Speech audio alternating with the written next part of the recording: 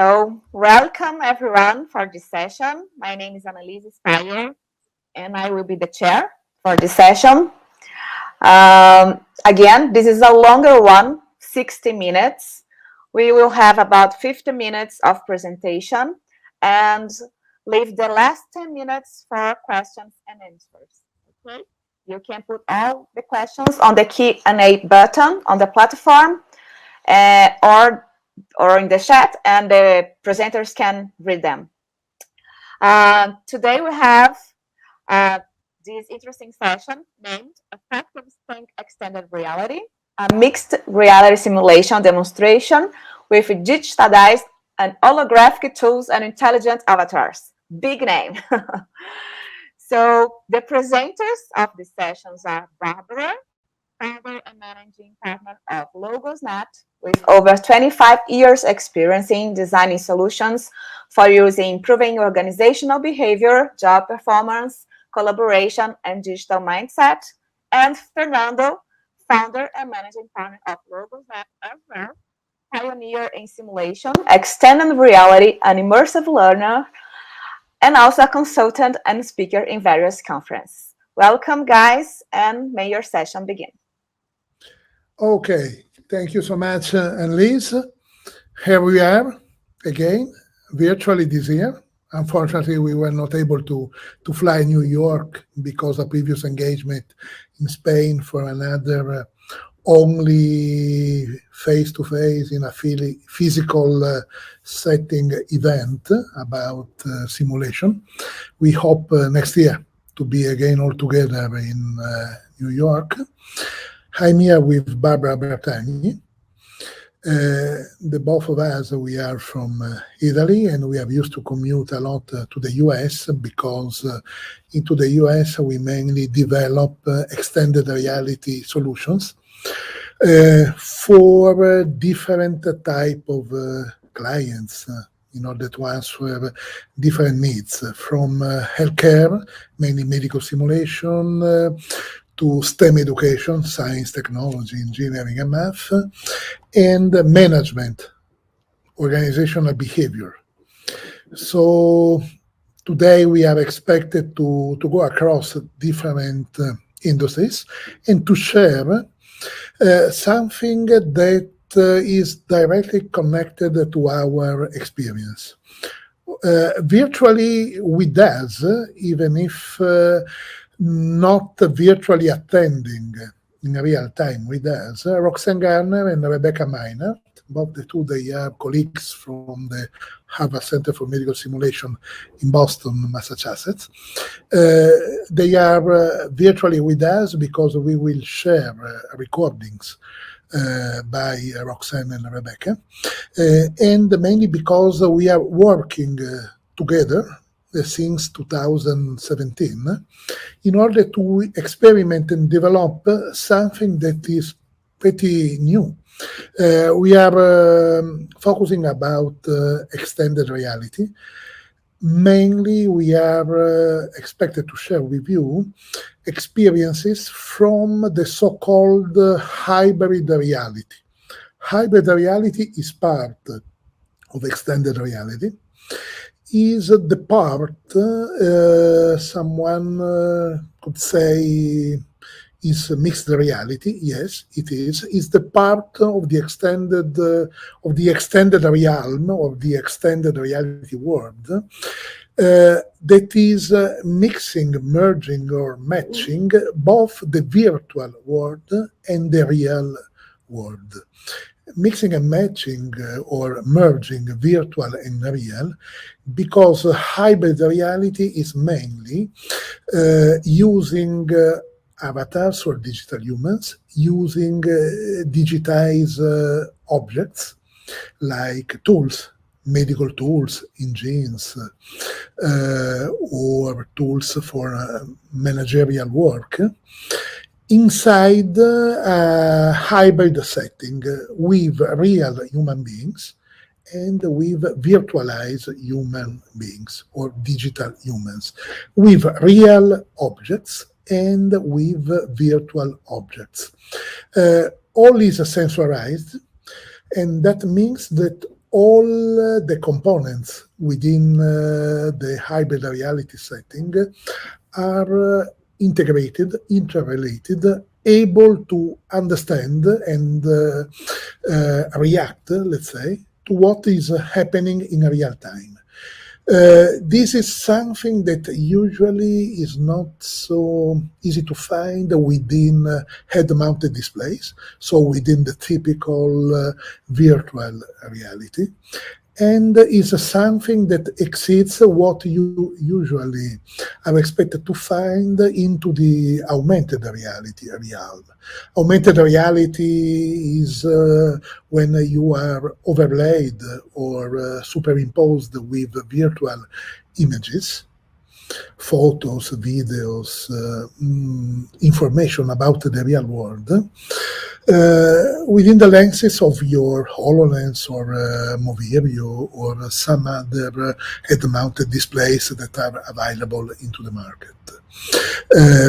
Virtual reality is usually when you are made, let's say, blind inside a head-mounted display because you are wearing totally black or white glasses that are preventing you with keeping your eye contact with the surrounding real world. So we try to empower or to enhance virtual and augmented reality experiences inside the hybrid reality settings, mixing and matching virtual and real humans and objects. What do you think, Barbara?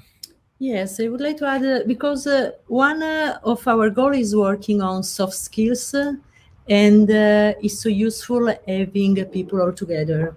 The problem when with virtual reality and when you are blind is that is really difficult working in team.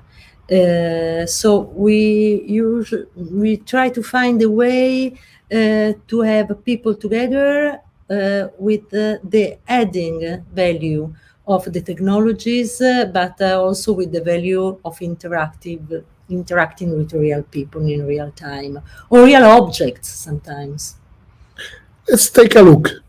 Maybe could be interesting for you guys taking a look directly at what we are used to do. And so let's talk and discuss all together if you think.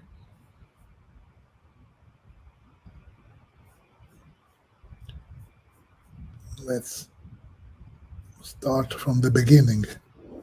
Our names, the four team mates that are developing, in this case, 360 degrees scenarios like this alpine environment with an injured lady laying down. This is a real scenario, something like a video game. We'll see partly this scenario in a few minutes. Those are representative scenarios we have used to immerse people within.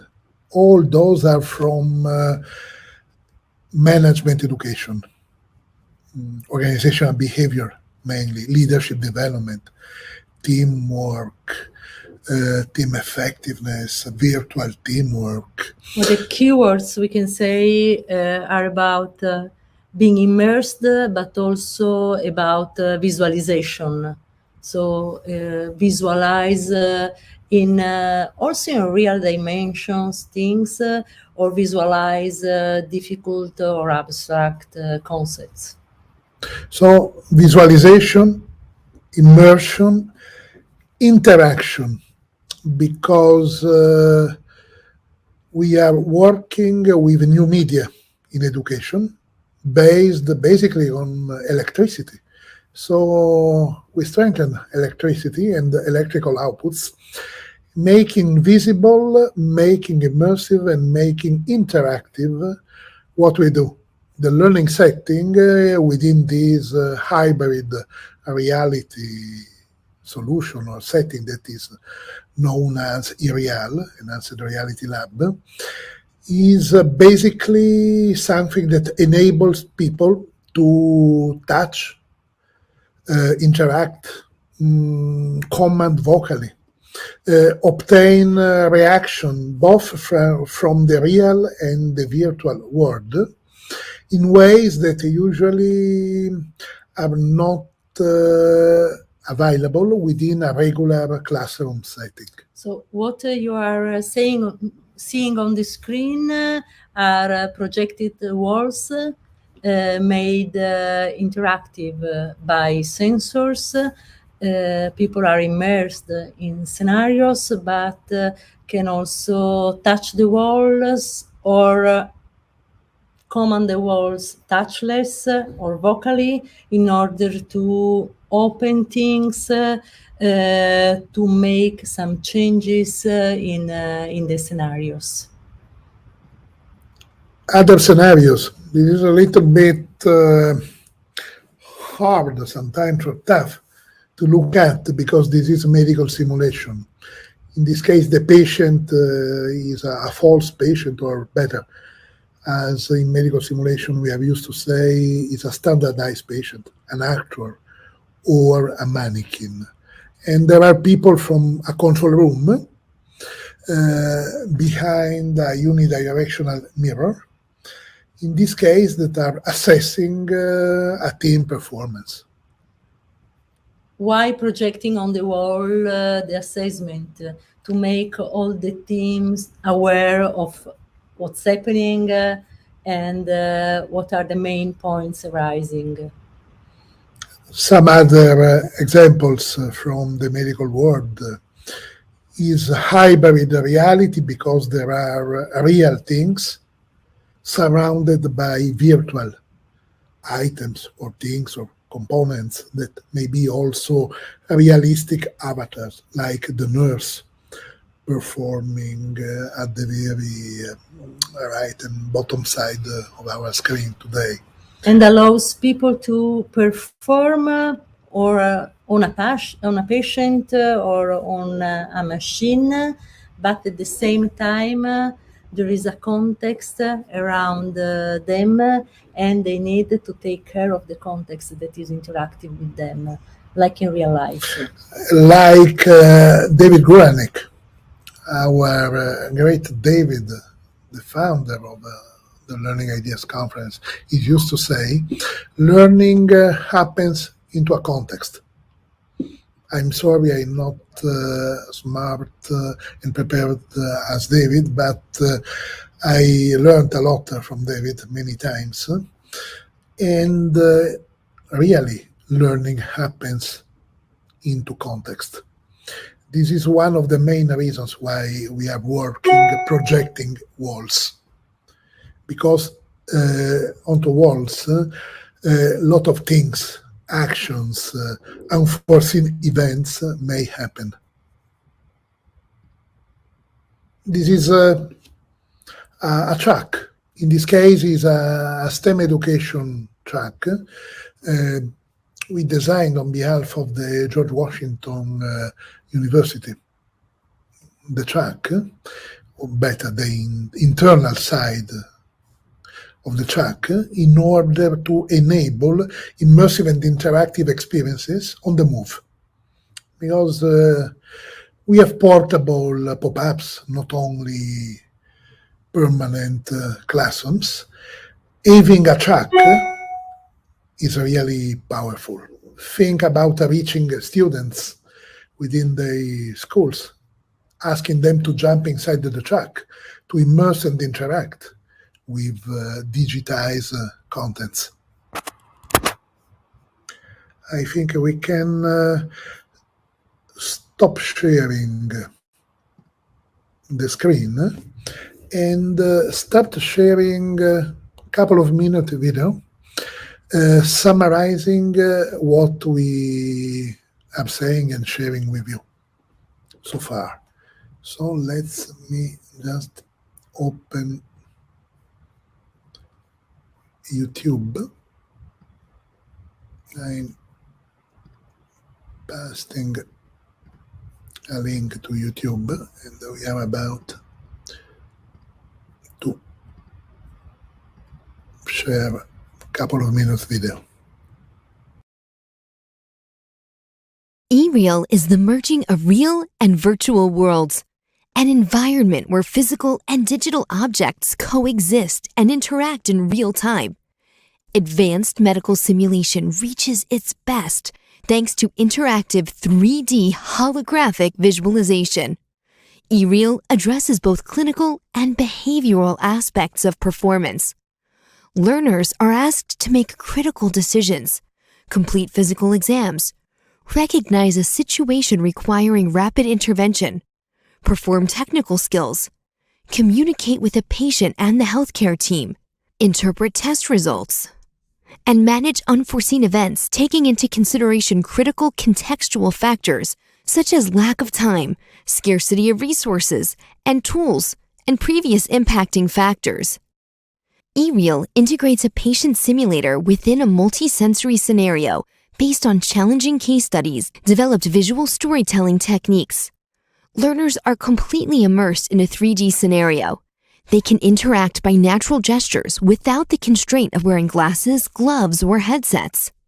Feedback is provided throughout sessions with a focus on soft skills related to KPI, such as leadership and fellowship, teamwork facilitation, team spirit and effectiveness, knowledge circulation, effective communication, relationships and power distance, and metacognitive flexibility.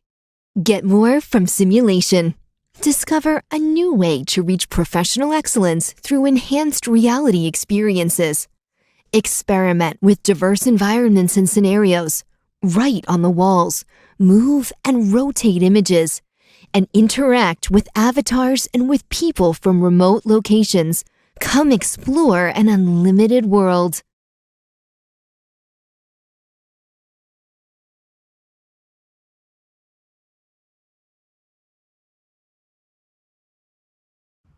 Sorry, I was speaking without the audio this time.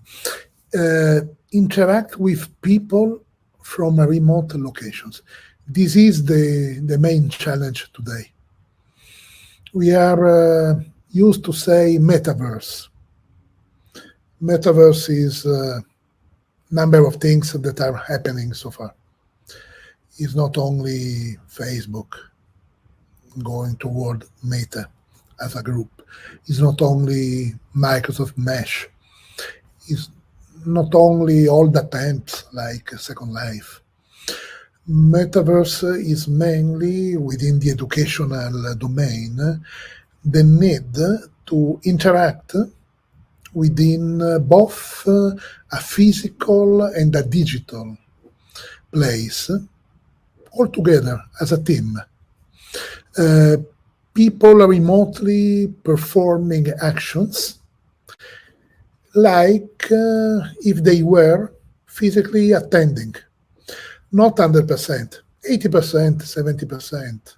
So thanks sensors, thanks sometimes head-mounted displays or other wearable devices. But what, as educators, we are trying to reach is more and more every day, enabling people to cooperate both remotely and within the same physical place in order to perform as part of the same team. This is mainly what we are doing with this type of hybrid reality setting. Let me share one more short video. This is about a platform that is available both as a desktop application, enabling people from different remote locations to meet each other and to cooperate online, and as an in-cloud solution, again, enabling virtual teamwork and cooperation. This is the eReal platform, which is where we'll see the scene. So it looks like you see a ceiling and a floor. It appears like a room. There are 3 walls you can see. On the 2 side walls, you can see there are some cognitive aids for managing critical events. The name, claim, name is represented in different forms there. So anything, Jenny, should I add anything else? Is that okay? That sounds great, Rebecca. Perfect. Okay, so now we'll go ahead and start, and I'll hand over to Francine.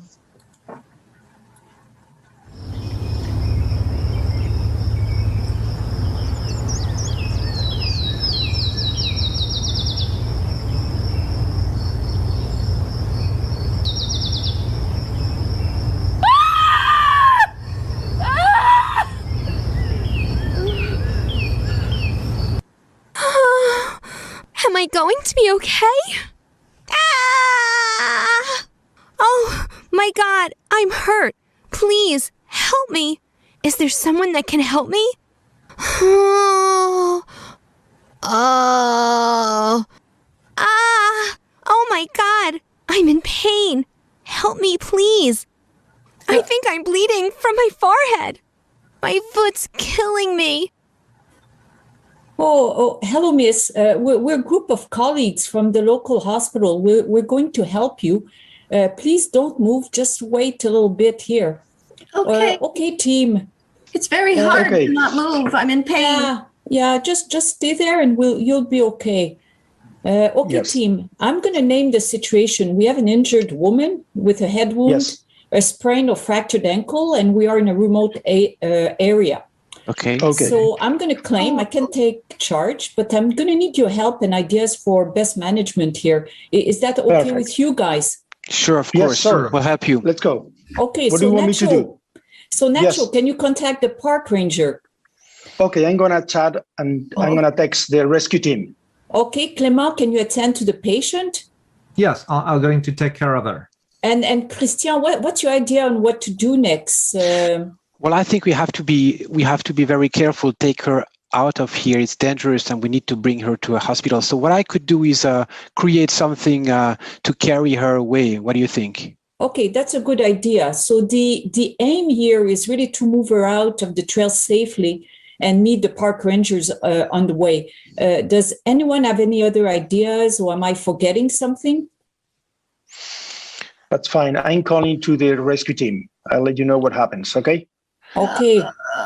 And I'll be right back with the stretcher. Oh, here it is. Here's my stretcher. Hello, miss. Okay. Either any other Okay. thing that your forehead and ankle that's hurt you? What, my forehead? My forehead that? hurts. Okay. I think I'm bleeding From where? from my head. It feels like blood is dripping down my head, Okay, I'll have a look at that. and my ankle hurts. Okay, I'll try to make something for you.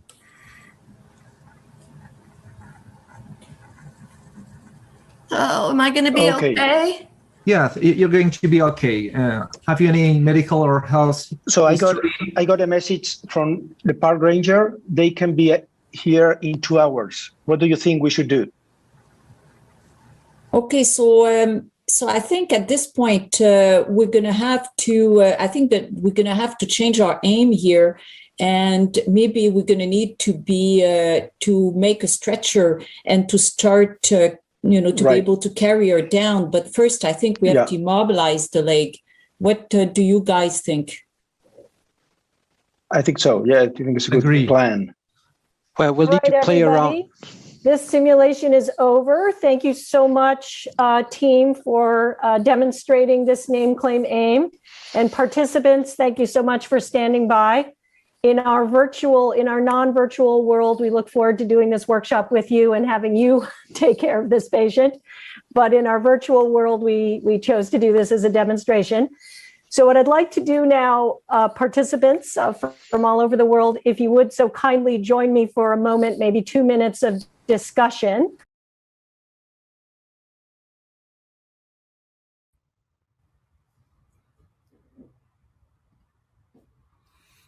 Okay. The latest voice was from Jenny Rudolph. She's a professor from the Harvard Medical School, and she's the CEO of the Harvard Center for Medical Simulation. The first voice at the very beginning, introducing the platform, was from Rebecca Meinhardt. She's Harvard Medical School and Massachusetts General Hospital. What we are sharing and what you are looking at is a platform available both into the cloud and as a desktop application that we designed and developed with the Center for Medical Simulation because COVID, basically, because we were not able to reach, or better, to allow people to perform within the same room, in a face-to-face, in a real physical learning setting. So we had to develop such a solution, and we decided to mirror the real room. So such a strange environment, because there were projected walls, virtually projected walls within an alpine environment, is a way to mirror the real place.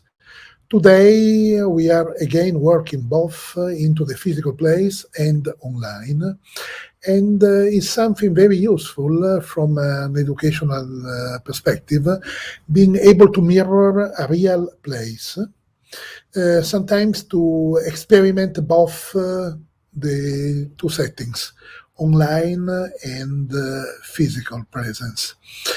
So that said, I know sometimes it sounds a little bit strange looking at walls virtually designed into a screen, a computer desktop, is for mirroring purposes.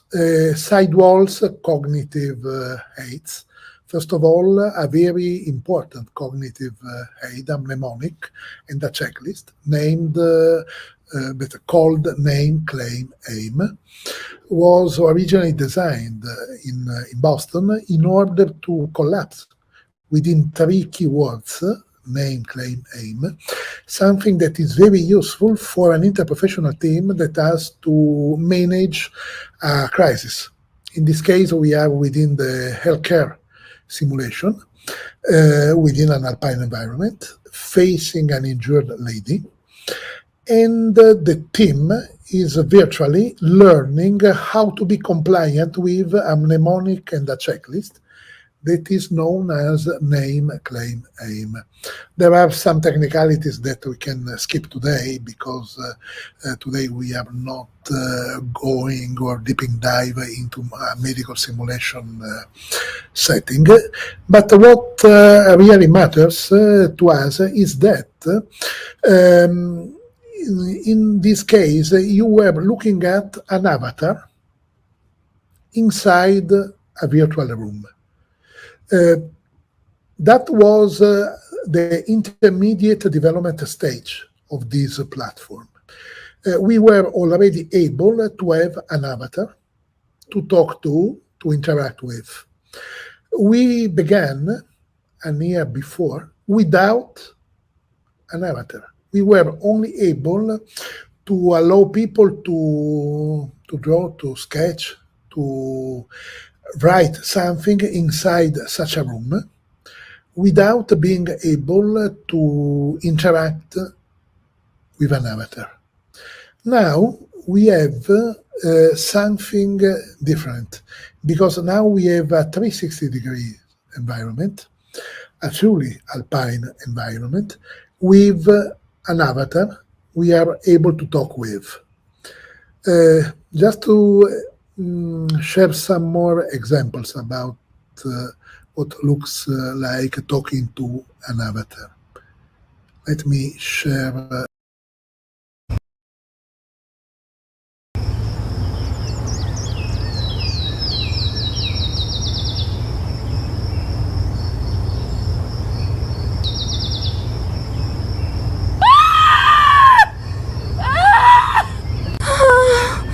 Am I going to be okay? Ah! Oh, my God, I'm hurt. Please, help me. Is there someone that can help me? Oh. Oh. Ah! Oh, my God, I'm in pain. Help me, please. I think I'm bleeding from my forehead. My foot's killing me. Hey, what is your name? Yeah, my name is Janet. Oh. How long have you been feeling the pain? About 10 minutes? Is the pain constant? Yes, and the foot is killing me. Are you able to walk? No!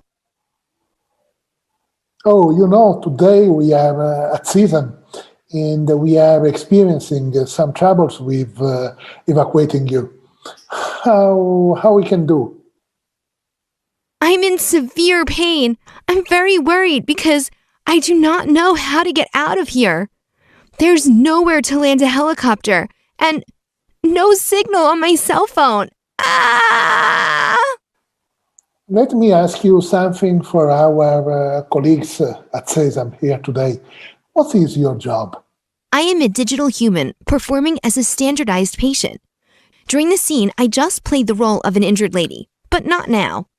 What is an avatar?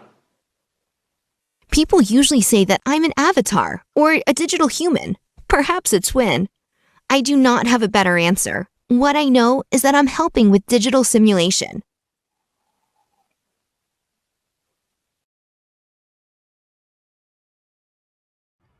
Let's stop here. You saw before an avatar managed by a real human being. Was Roxanne Garner the voice behind the avatar during the scene we saw before?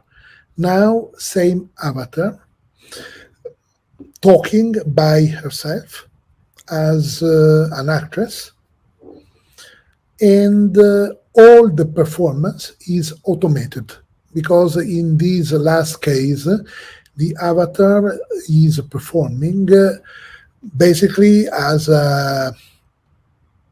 artificial intelligence, enabling some real interaction with what I'm supposed to be a real human being.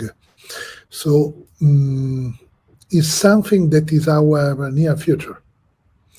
Having an artificial intelligence interacting with us are two different ways to reach the same result.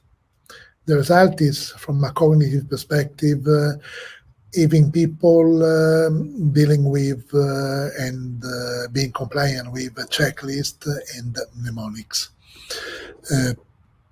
What could be interesting is sharing one more slide from our screen. So we are into the same page and aligned about the latest development phase of our project. This is the 360 degrees alpine environment, same avatar, but is not anymore a room mirroring a real room, is a 360 degrees immersive alpine environment with a number of commands to highlight, to write, to pop up post-its and to share written tips. People may navigate like within a video game. This is basically a video game developed by Unity as a graphic engine.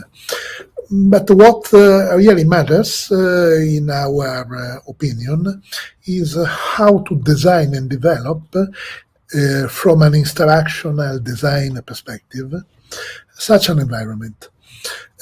Usually it's like writing or preparing a short movie.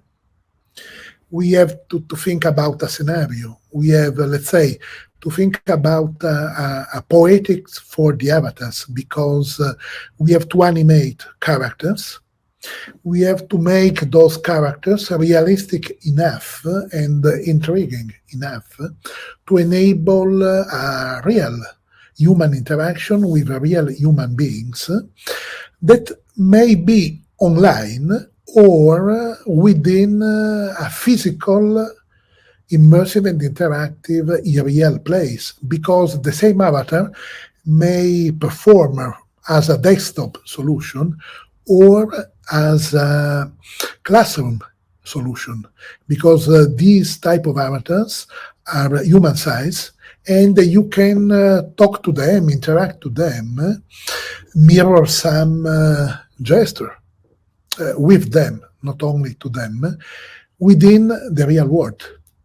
This is our latest achievement. I don't know if, Barbara, from a psychological perspective, you think that we are missing something.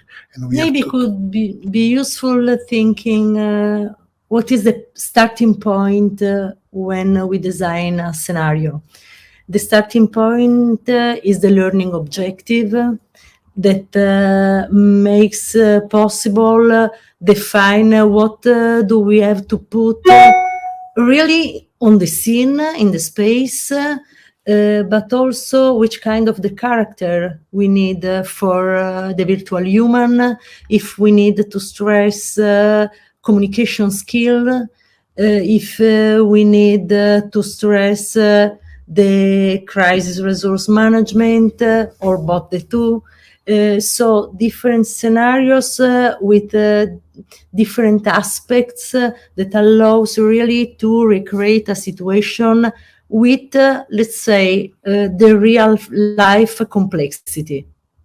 And what is really important to us is making possible for learners working in an active way.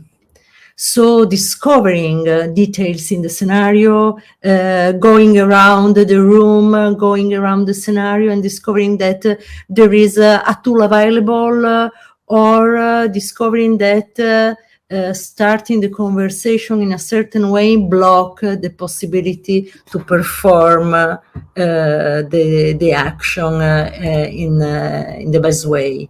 So starting point is the learning goal, and then we involve all the designers, the storytellers on the technical side in order to recreate the effect that the facilitator and the teacher would like to have. Thank you, Barbara. Let me share one more minute my screen.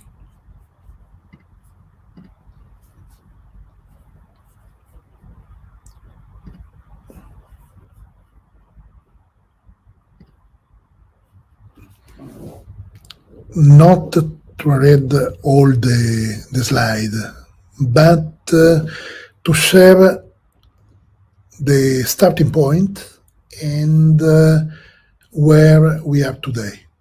Today we are within the red realm, extended reality without head-mounted displays, hybrid simulation, a digital, fully immersive and interactive experience that may happen within a phygital place, physical and digital together, or even if it's a little less immersive, online. The starting point was the very deep blue, something like a web browser, something like a mobile augmented reality, something like a mobile virtual reality with head-mounted displays. Let's say that. Let me share a couple of things about our past. This is one of the first avatars, or half an avatar we developed. At that case was with the HoloLens version number 1, 2016. We were at the time pioneering the exploration of the augmented and mixed reality world, working both with the Epson Moverio and with the Microsoft HoloLens version 1. And at that time, these were the acceptable, sometimes very innovative results. Same years, 2016, 2017, we were projecting avatars, more or less like phantoms, like you can see into the left side of this chart or photo. And we were mixing up a real and virtual world using medical tools, in this case, mirroring medical exams like ultrasounds on the right side of the classroom. This is the past. This is from where we are from, about extended and mixed reality. Hello. Another avatar, but we already know this is the future. Those are holograms, autostereoscopic and fully parallax holograms that may be displayed over lenses, head-mounted displays, or may be three-dimensionally projected within a physical place. So we are sharing in a few minutes the past and the future, because within the next metaverse options that we are expected to deal with in the next few months and years, we will meet with holograms that sometimes will mirror ourselves, other times will mirror other people, real or by fantasy designed people. What, from an educational perspective, we are expected to do is cooperating, really, remotely and physically, cooperating within a same multiverse, within a same hybrid environment, both online and physically. We are really pioneering holograms within a few corporations, within a few healthcare centers, medical simulation centers, and within a few museums since 2017 or 16 maybe, because we started with the traditionally minded and designed holograms. And now we are approaching a new era that is an era based on the new telecom standards, 5G, expected to enter also in a few years. The 6G era means a very, very low latency and the chance to interact in real time, not only with an avatar designed by Unity and maybe performed by real human beings behind such an avatar, but interacting among real human beings, digital human beings, and holograms within one or multiple scenarios in real time, both attending a physical place and a physical session and an online session, like the one that we are with Barbara attending today. Think our realistic avatars all meeting into a metaverse, interacting, performing, doing something together with or following a cooperative approach within a cooperative setting, where people from a learning perspective are expected really to cooperate, to share knowledge, to talk each other in real time, to share drawings, to share images, to share cuts from videos, to talk about experiences, to be delivered with feedbacks about experiences, because it's education, because we are all educators, we are all expected to work in order to empower ourselves and our fellow colleagues within very diverse classrooms. A classroom may be a cab, a classroom may be a truck, like the one from the George Washington University we saw before. A classroom may be a portable pop-up. A classroom may be an online platform into the cloud or provided as a desktop solution. An immersive and interactive learning place may be our augmented or mixed reality glasses, third, fourth generation of the existing devices or the new ones expected into the market in a couple of years from now. For example, the new casket by Apple. Or really, the new and the newly developed, still under development solutions like Microsoft Mesh. We are, from a technological perspective, neutral. We are techie neutrals, and we are not sponsoring any of those corporations. But think about merging wearable devices.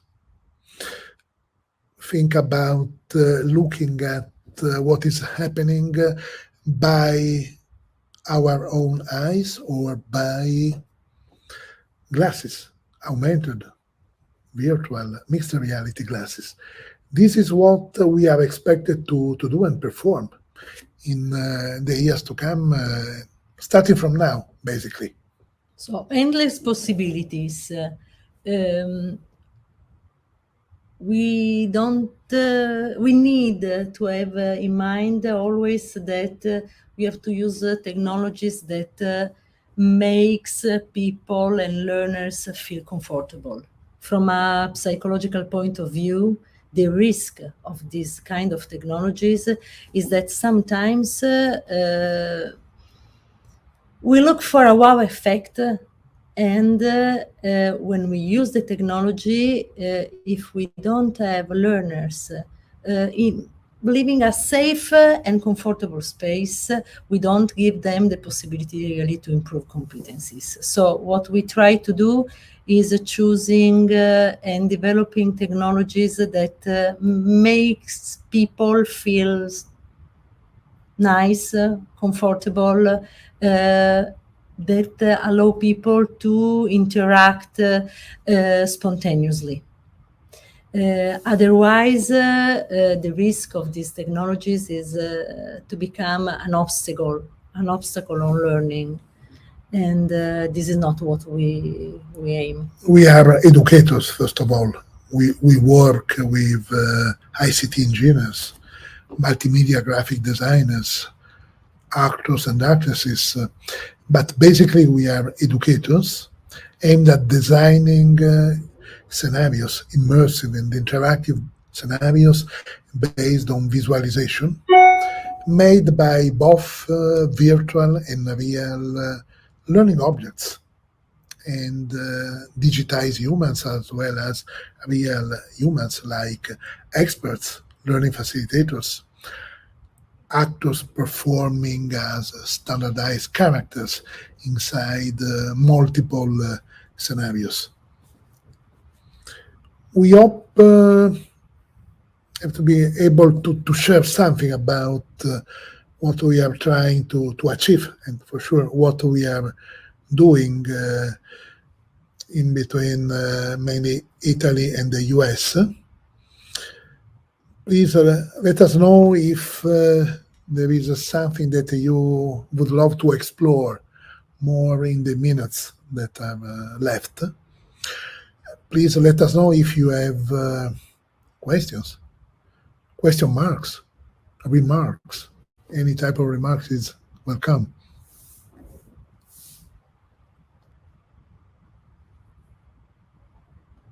No questions? I have a question. How long did it take to develop this last version that you have just shown with the 3 walls?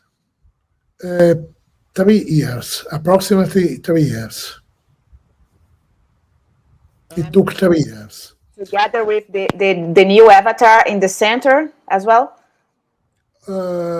The scenario, a few weeks.